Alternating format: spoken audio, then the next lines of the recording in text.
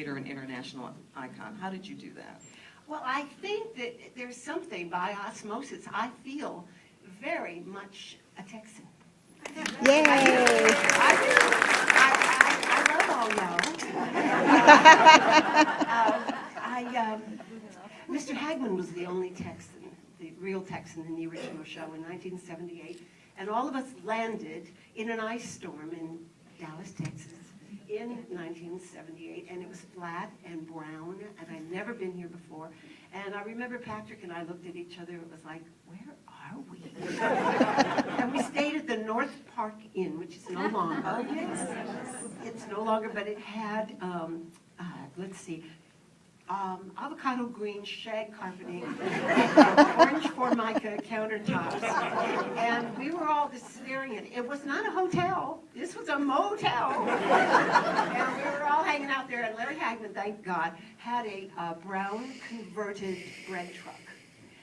And he put us all in there, and he would take us for rides around the city. And we visited several bars. And those were the highlight. Those were the highlights of the city. And but he did take us around and show us things. And we ended up in Mr. Hagman's room.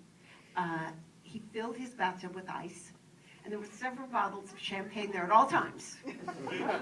And so we would just sit on the floor wondering, what are we doing here? And it was snowing and cold, and we didn't know anybody, and we just would sit and huddle on the floor in the North Park Inn, next to the bathtub with champagne. Did he really call you darling? Yes, he did. My first day of meeting Mr. Hagman, as he liked me to call him, and I did all the time.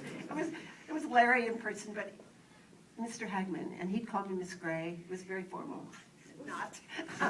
But the first day, we all gathered, the entire original cast, we gathered in Burbank in a room, and it was to read the first script of Dallas. Now, Sue Ellen didn't have a lot of dialogue, and she said things like, "More coffee, darling." What may I get you?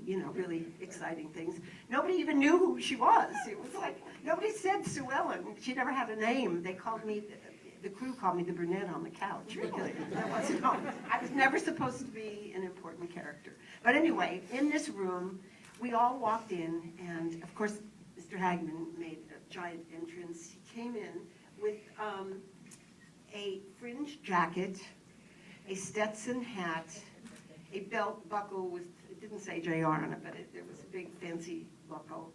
Of course, the boots, and carved saddlebags over his shoulder. They were filled with ice, and there were 2 bottles of champagne.